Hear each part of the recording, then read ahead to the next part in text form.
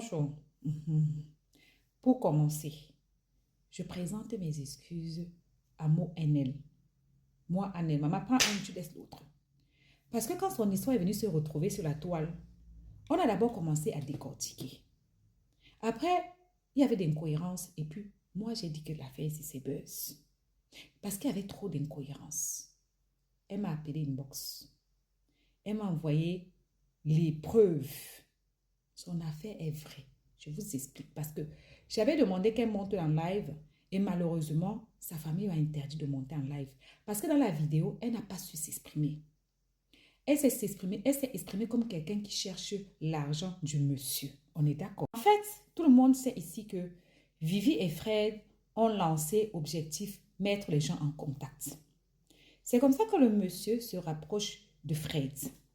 Ce n'est pas l'ami de Vivi. Non.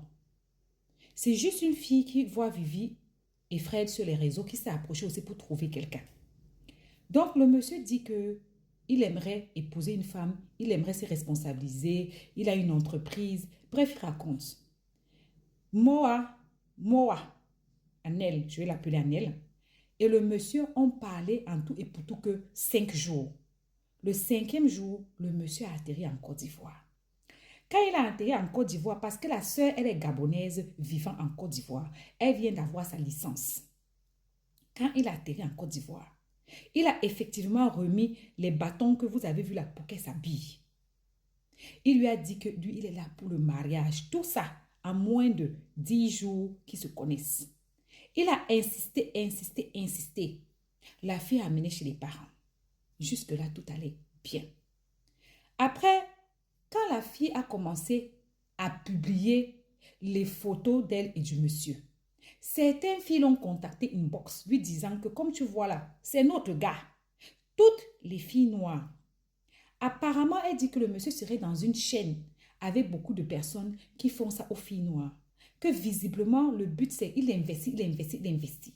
Après maintenant, il va commencer à t'exposer les petits problèmes. Moi, j'ai vu les transferts.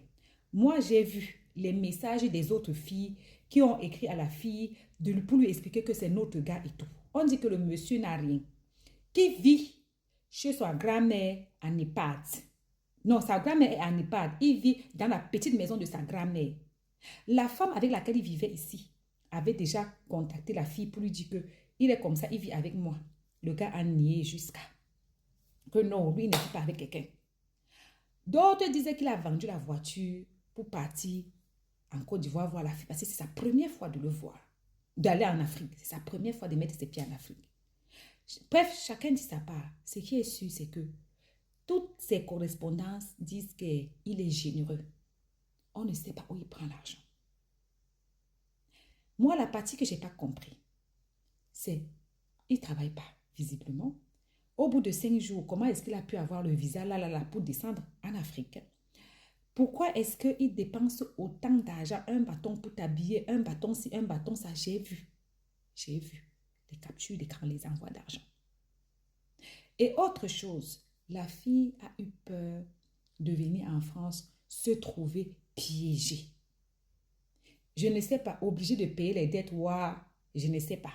Mais une chose est sûre, c'est qu'il n'y a pas, le gars, moi, de ce que j'ai vu et de ce que j'ai entendu, il n'y a vraiment pas d'ambiguïté, quoi. Le gars a juste commencé à dire qu'il a un problème d'argent et ci et ça. Bref, la fille a arrêté parce qu'il y a beaucoup de filles qui disent que le gars les a escroquées. Voilà l'histoire.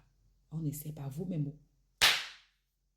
Oh, le gars est dans le schéma. Ou quoi. Ce qui est sûr, c'est que la fille dit qu'elle a effacé sa vidéo parce que sa famille a vu ça et que la vidéo l'a fait passer pour matérialiste.